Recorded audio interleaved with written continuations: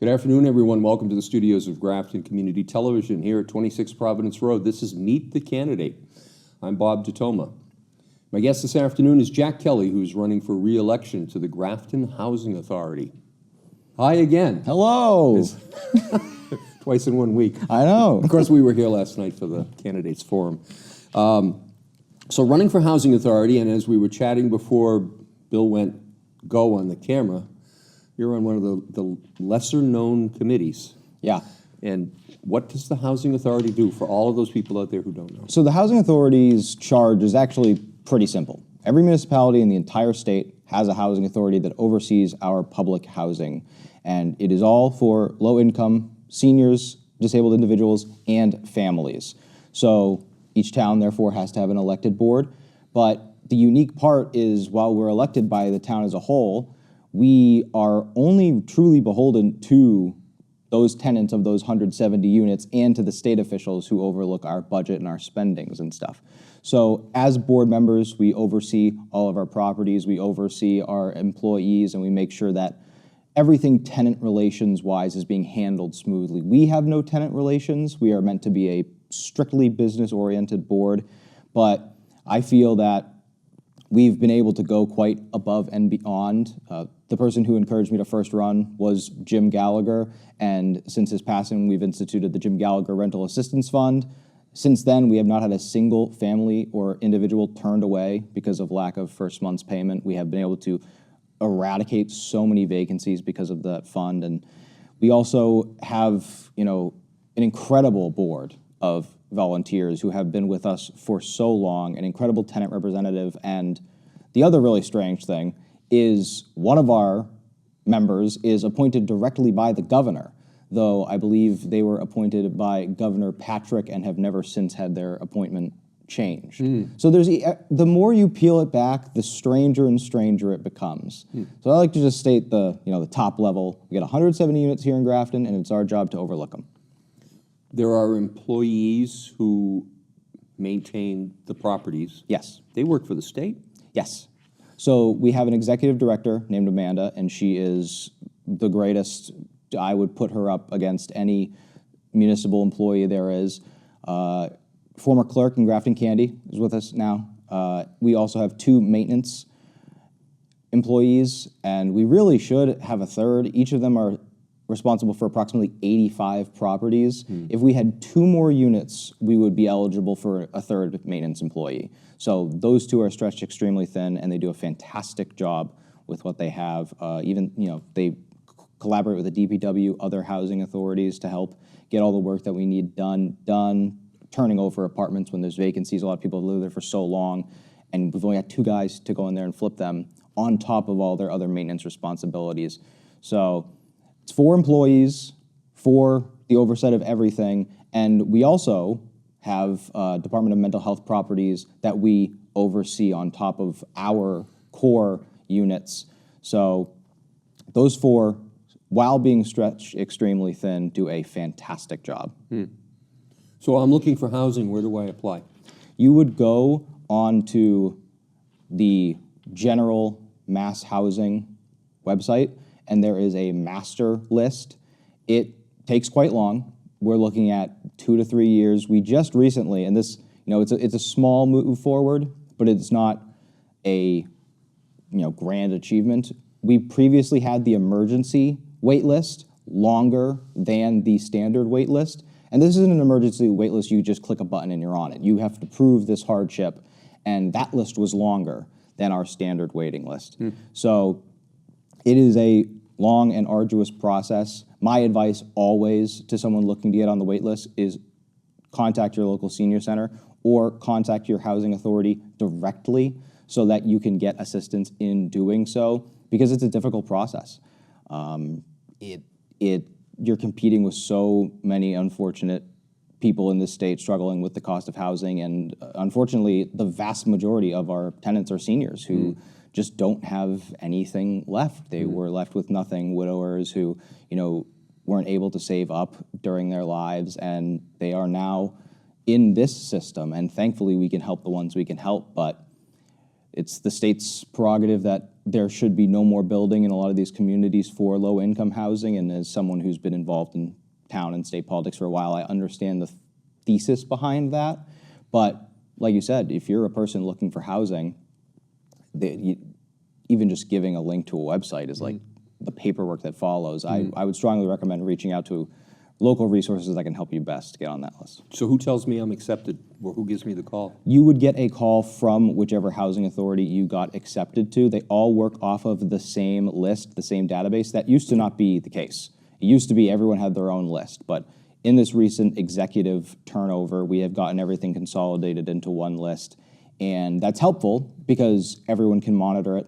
When we pull a list, if we have a vacancy, we pull 50 names, and of those 50, we then go down from top to bottom and make those calls, see if they're available. But there are also so many people, and before I say this, I totally understand this thinking, but there are so many people who are in need for housing. So when you sign up, you can check off any housing authority in the entire state. So they check off all of them because they need housing. But then you get pulled off of the Grafton list, and people say, I don't want to move to Grafton, and they reject it. So I understand people signing off on everything, but running these lists isn't just like a snap your finger and all of a sudden the list of 50 is pulled. You pull the list, you look over the finances, you call the person, you see if they're available, you look at references. Like, it is a long process.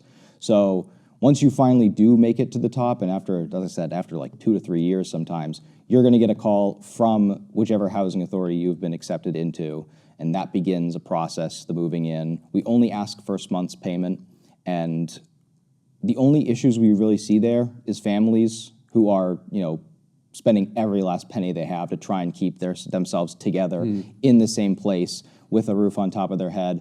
Thankfully, that Jim Gallagher rental assistance program has helped cover a lot of those first month costs, but you're going to get a call from the executive director to get that very happy call. So I settled into my new place thanks to the housing authority, and the light switch doesn't work. You end up calling Amanda, who ends up calling either Paul or Justin, our wonderful guys. Paul, former employee up at the municipal center, and they are there. They come right down, and no matter if you're trying to hold them up with a conversation, they'll be smiling, they'll be happy. Those two know the grounds better than any of us. They walk them every day. They are all over the place. Like I said, it's two of them each in charge of 85 properties theoretically. That's including when it's snowing and they have to plow all the properties, when there's massive maintenance that needs to be done, trimming, landscaping, mowing. That includes when we have massive projects coming through. We just had to take out all the electrical in all of the buildings because the fire panels were faulty. They were like the asbestos of fire panels. And we are just about to complete that project, but in the meantime, all the ground's torn up. It makes it harder for them to snow blow, makes it harder for them to plow, makes it harder for tenants to get around, which causes more maintenance calls. So these two are running around from bell to bell, and I can't thank them enough, and also thank the DPW here in Grafton enough for the support that they give, helping us load up our salt trucks, giving them a place to wash off, making sure that they have the necessary tools to actually get through some of these longer shifts, especially when it's snowing. So I'll always come back to it. We have a great core of employees that really get all this done. Who takes the temperature of the residents? How do you know whether or not they're happy or have little gripes? That's also Amanda. Now, we do have some supplementation, as many people know. Lisa Kelley, my mother, works at the senior center, so there's a lot of spillover where they go in there, and we're not supposed to have any tenant relations as a board, but they're in there and they're talking and they're chatting about stuff. So some of the drama gets on our radar. Who's too loud outside, who's smoking on the balcony, stuff like that. But it's actually generally pretty well self-governed. A lot of them are in such similar situations, they've had such similar life experiences that it never turns into something big. But all of those, big fish we're aware of and on top of, and they make it pretty clear because we are trying to provide the most secure and stable housing that we can. And I feel as though we've done so. There's always going to be people, though, who are looking to cause a fuss, who are looking to, make a stink, and We're going to get a leg up. yeah. And it's really crucial, and I think we do this extremely well too, to understand where they are. I would be just as frustrated with everything in my life if I found myself in a similar situation. It's a sad and frustrating place to be. So that leading with empathy is important. And we also have great tenant representation on our board. It was a long-held state mandate that a tenant be a member of the housing authority, and they kind of kicked the can down the road and never implemented it. And then they finally did implement it. It was the year I was up for election, so my seat got nixed. I ended up running for Jim Gallagher's seat that had 3 years left on it. Now I'm running for my own back again. But we've had 2 tenant members.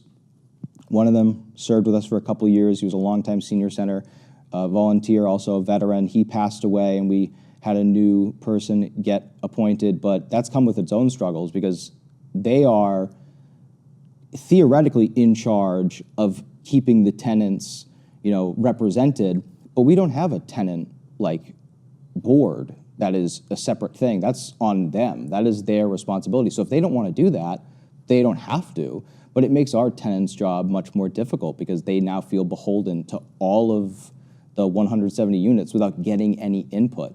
It also leads to problems like, when our previous tenant member died, if we just immediately say, okay, we have an opening, everyone's going to know why. So we're kind of just giving out his information. Yeah. So that speaks to a broader problem where, understandably, the state has over 300 housing authorities, and so they often,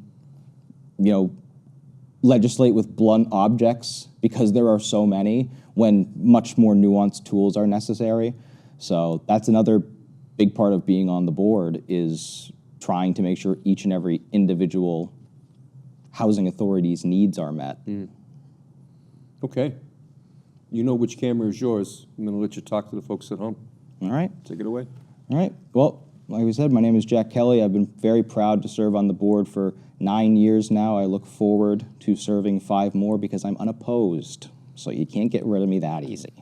I do, though, however, wish to take this term to look above and beyond. As the first member of Gen Z elected to office in Massachusetts history, I'm trying to push not only what this board can do forward, but the town of Grafton. I look forward to representing all of our tenants and the town at large come May 19th at the ballot. Please go vote. Please, May 19th, go out and vote.